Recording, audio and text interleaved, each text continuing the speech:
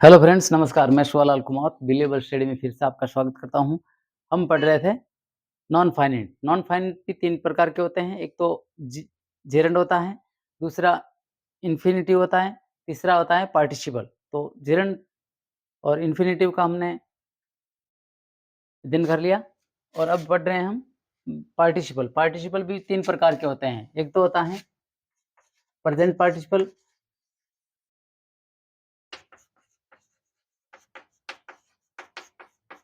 एक तो होता है प्रेजेंट पार्टिसिपल, दूसरा होता है पास्ट पार्टिसिपल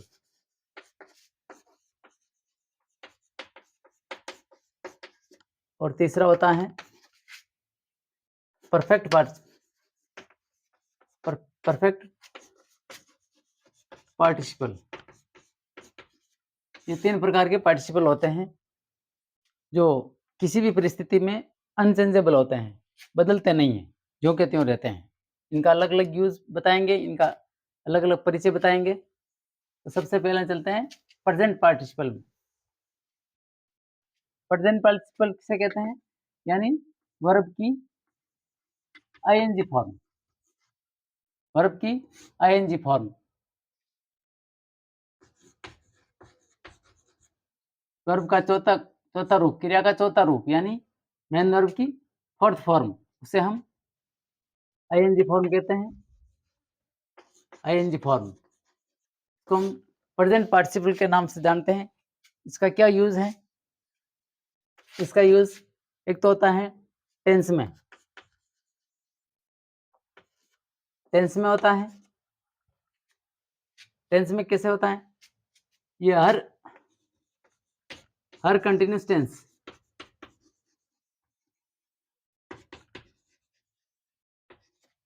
हर कंटीन्यूअस टेंस में इसका यूज़ होता है, चाहे वो प्रेजेंट कंटीन्यूअस हो, पास्ट कंटीन्यूअस हो या फ्यूचर कंटीन्यूअस हो। और पास्ट प्रेजेंट परफेक्ट कंटीन्यूअस हो, पास्ट परफेक्ट कंटीन्यूअस हो या फ्यूचर परफेक्ट कंटीन्यूअस हो, है कंटीन्यूअस का कंटीन्यूअस ही। तो इसमें आईएनजी फॉर्म का यूज़ किया जाता है। जैसे वो चेंज नहीं होता है। जैसे I am writing a letter, मैं एक पत्र लिख रहा हूँ। आई वाज राइटिंग, यहाँ इसका वाज हो गया, फिर भी राइटिंग ही आएगा। राइटिंग ए लेटर, मैं एक पत्र लिख रहा था।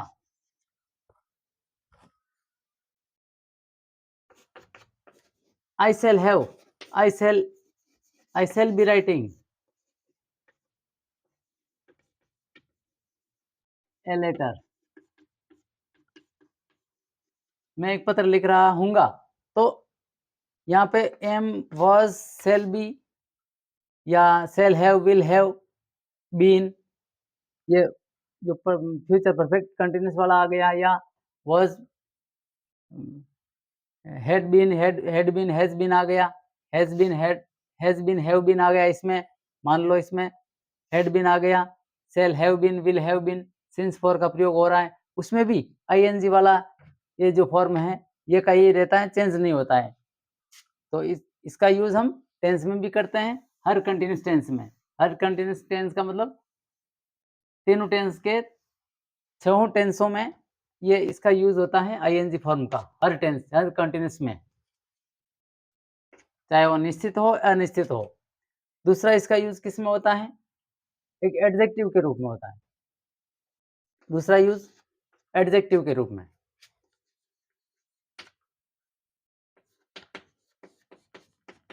एडजेक्टिव के रूप में।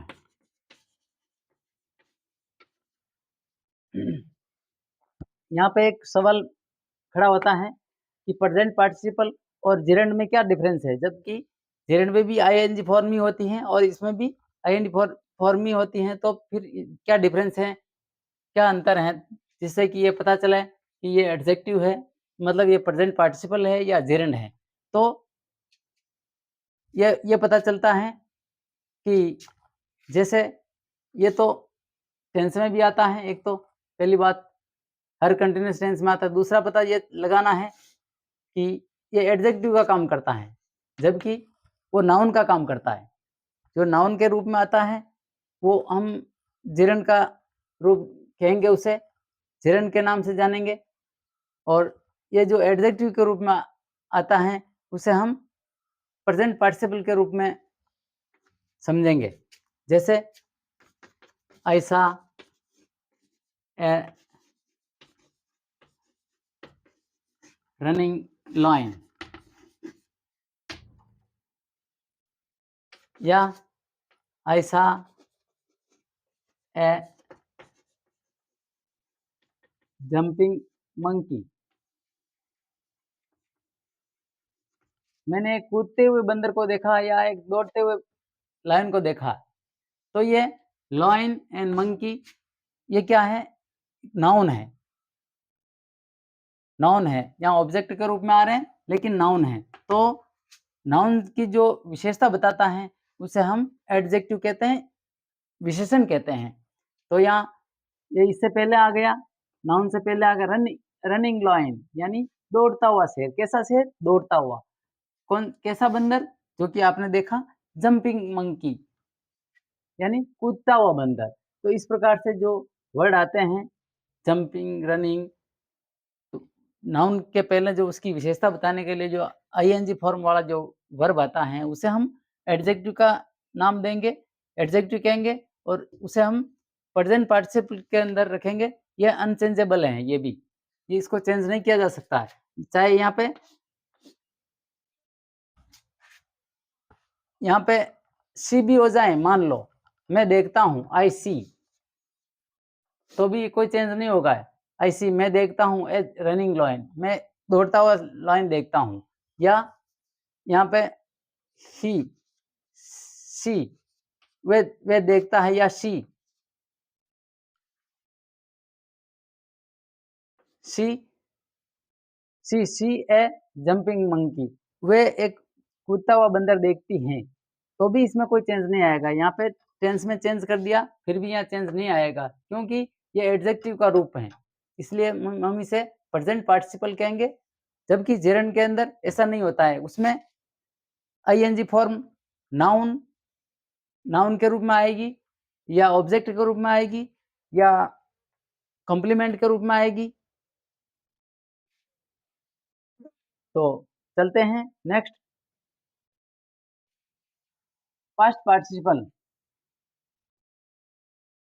पास्ट पार्टिसिपल किसे कहते हैं? दूसरे नंबर का पास्ट पार्टिसिपल, पार्टिसिपल यानी V3 वर्ब की third form of main verb, third form of main verb V3। इसको हम पास्ट पार्टिसिपल कहते हैं। इसका यूज कहाँ कहाँ होता है? एक तो होता है यूज, एक तो होता है परफेक्ट टेंस में। परफेक्ट टेंस में जैसे परफेक्ट टेंस में कैसे यूज होता है इसका? जैसे आई हैव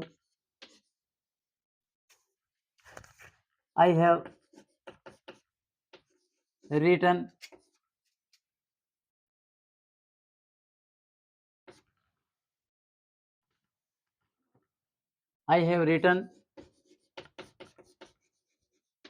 ए स्टोरी या लेटर, जो भी, I have written a story. तो यहाँ पर थर्ड फॉर्म आ गई, he had gone home, वे घर जा चुके हैं, जा चुके थे। तो यहाँ पर भी थर्ड फॉर्म आ गई। कहने का मतलब perfect tense.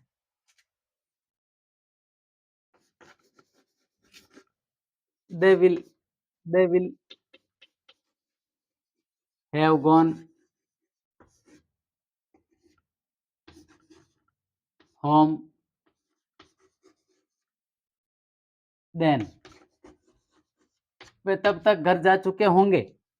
they will have gone home then, वे तब तक घर जा चुके होंगे। तो इसमें भी gone आ गया यानी थर्ड फॉर्म। तो ये परफेक्ट टेंस जितने भी तीनों में से कोई भी परफेक्ट टेंस आता है, परफेक्ट टेंस के सेंटेंस आते हैं, तो उसमें इसका यूज़ होता है पास्ट पार्टिसिपल का, यानी वी थ्री का। और परफेक्ट टेंस के अलावा वॉइस में अगर passive to active to passive voice बनाना है, तो वॉइस में भी वॉइस में इसका यूज़ कैसे होता है? जैसे a letter was written by me, मेरे द्वारा एक पत्र लिखा गया। तो यहाँ पर written third form, a mango is eaten by him, उसके द्वारा एक आम खाया जाता है। A mango is eaten by him, तो ये पैसिव वॉइस है। ये पैसिव वॉइस में हमेशा थर्ड फॉर्म ही आती है वॉइस में। अब आता है एडजेक्टिव के रूप में। एडजेक्टिव में पास्ट पार्टिसिपल एडजेक्टिव में एडजेक्टिव एडजेक्टिव के रूप में P3 एडजेक्टिव के रूप में। तो किसी एडजेक्टिव का मतलब जो किसी नाउन की विशेषता बताता हो, उसे हम एडजेक्टिव कहते हैं। तो नाउन से पहले जैसे that is a fallen tree,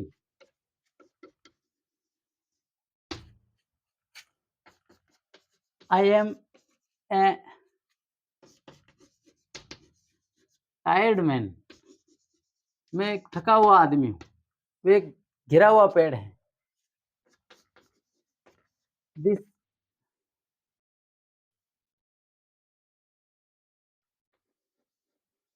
there was a broken stick, वहां पर एक टूटी हुई लकड़ी है। टूटी हुई लकड़ी है, ब्रोकन बास्केट कह सकते हैं, जो भी। तो कहने का मतलब यहाँ पे फलन टायर्ड टायर्ड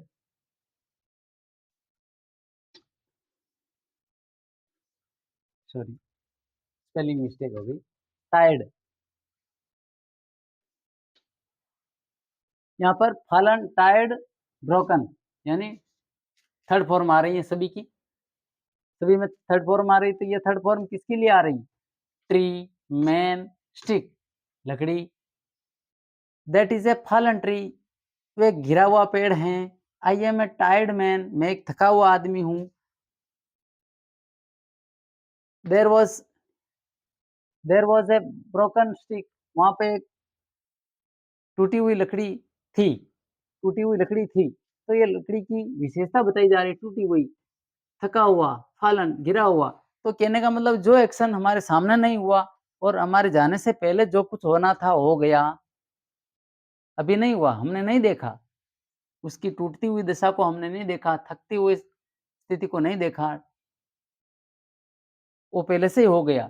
तो उसे हम फॉलन, टायर्ड, ब्रोकन के नाम से जानेंगे, यानी पास्ट पार्टिसिपल के रूप में माना जाएगा, जो कि एक एडजेक्टिव का काम कर रहा है यहाँ पर। हमने देखा, इस स्थिति से ही हम अवगत हैं, इस स्थिति को ही देखा है कि ये गिरा हुआ पेड़ है। कब गिरा? क्या पता, कल गिरा, परसों गिरा, साल पहले गिरा, कभी भी हमने इस स्थिति को देखा है। टायर्ड मैन, मैं एक थका हुआ हूँ। कब से थका? कोई पता नहीं।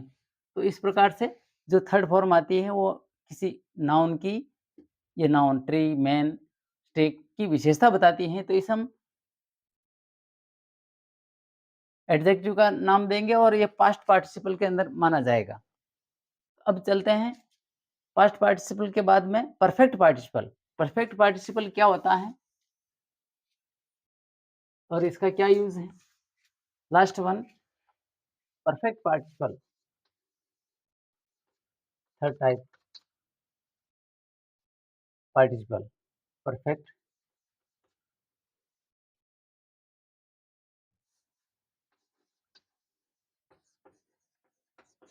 Perfect participle.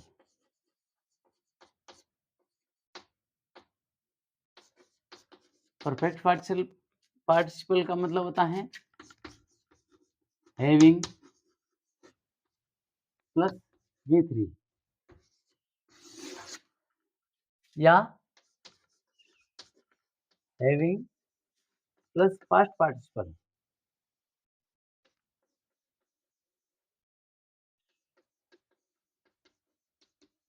Having plus past participle, इसमें के बाद इसका अर्थ होता है, इसका अर्थ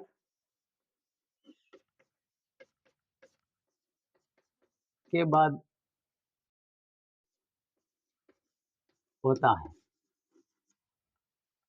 ये भी चेंजेबल नहीं होता है। मतलब जो हैविंग प्लस थर्ड फॉर्म होती है ये अनचेंजेबल होती हैं, ये कभी चेंज नहीं होता है, चाहे कोई सा भी टेंस हो। जैसे एक काम करने के बाद, इसमें 2 काम होते हैं, एक काम करने के बाद जब दूसरा काम किया जाता है, तो उसे हम परफेक्ट पार्टिसिपल के अंदर रखते हैं और इसका फॉर्मूला है हैविंग प्लस वर्ब की third form.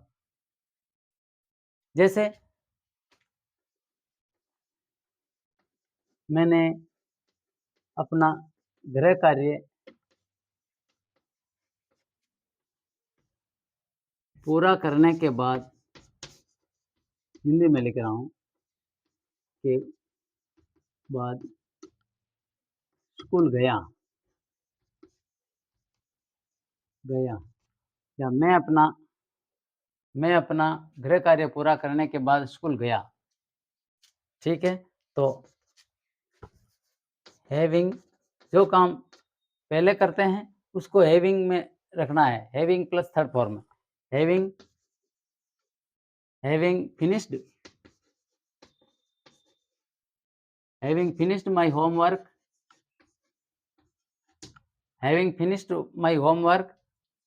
I went to school.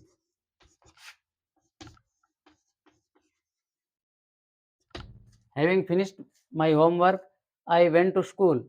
यहाँ पर अगर वेंट की जगह हम गो लिख देते हैं, जैसे मान लिया गो हो गया, तो ऐसे अर्थ निकलेगा कि having finished my homework I go to school. मेरा गृह कार्य पूरा करने के बाद मैं स्कूल जाता हूँ। ये टेंस चेंज हो गया, गया नहीं, जाता हूँ, तो भी यही रहेगा। जैसे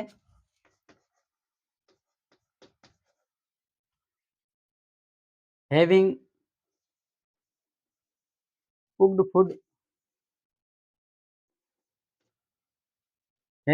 food, she start to eat. Having cooked food, खाना पकाने के बाद वे खाना चालू करती हैं, खाना खाना चालू करती हैं। Having cooked food she starts to eat, ये खाना खाना शुरू करती हैं, खाना पकाने के बाद, के बाद के अर्थ में हैविंग प्लस थर्ड फॉर्म आता है हमेशा। यदि आपको वीडियो अच्छा लगा तो लाइक, शेयर एंड सब्सक्राइब करें। मिलते हैं नेक्स्ट टॉपिक के साथ। हमने ये जो नॉन नॉन फाइनाइट वर्ब के अंदर आने वाले सभी जेरंड, इन्फिनिटिव और पार्टिसिपल सभी का अध्ययन किया है। मिलते हैं नेक्स्ट टॉपिक के साथ। अगर आपको वीडियो अच्छा लगा तो लाइक एंड शेयर सब्सक्राइब जरूर करें। धन्यवाद, नमस्कार।